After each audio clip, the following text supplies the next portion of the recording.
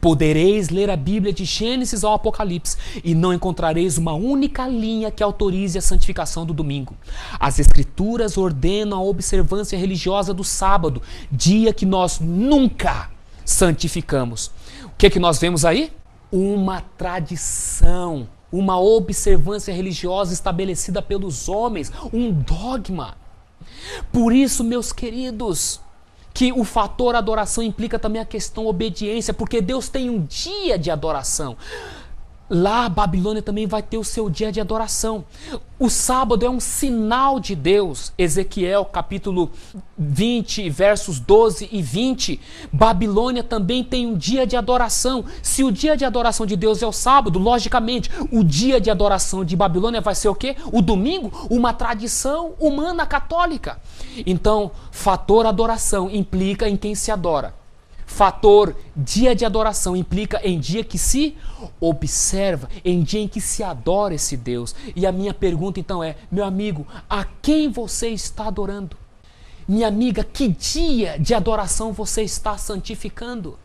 As 3 mensagens angelicais de Apocalipse precisam ser compreendidas, porque estas mensagens, elas vão dividir o mundo em 2 pontos. Os verdadeiros adoradores e os falsos adoradores, com o Deus verdadeiro e o falso Deus, e o verdadeiro dia de adoração com o falso dia de adoração. A questão é séria, sim. Babilônia e o batismo. Vocês percebem como a coisa é séria? Porque a segunda mensagem angelical está dizendo: caiu, caiu Babilônia. A fórmula batismal foi mudada do nome de Jesus Cristo para as palavras Pai, Filho e Espírito Santo pela Igreja Católica no século II. Sempre nas fontes antigas menciona que o batismo era em nome de Jesus. Enciclopédia Britânica, 11ª edição, volume 3, páginas 365, 366 e 82. É claro, a igreja primitiva não cria na Trindade. Agora, depois de 4 séculos, a igreja começa a se desviar do princípio, começa a fazer acordos. Então, ela agora introduz a Trindade. Tem que mexer na questão do rito batismal. Então, lá no Evangelho de Mateus, o único evangelho, nós vamos ver registrado o batismo em uma Trindade. Mas tem fundamento isso daí? É bíblico mesmo? Porque se nós formos ver os textos de Atos com respeito ao batismo dos apóstolos, eles vão estar batizando somente no nome de Jesus. Então, espera aqui. Será que os apóstolos foram os primeiros a nos dar o exemplo de ir contra a palavra de Deus? Cristo ordena eles a batizar o nome de 3 pessoas e agora estão eles ali na prática batizando em nome somente de uma? Examine aí os 10 primeiros capítulos de Atos e outros mais, vocês vão ver que não existe um batismo sequer em nome de uma Trindade, mas somente no nome de Jesus. Então, os registros históricos começam a fazer sentido, porque a Bíblia começa a dar respaldo. A religião primitiva sempre batizava em nome do Senhor Jesus até o desenvolvimento da doutrina da Trindade no 2º século. Enciclopédia da Religião Canem, página 53.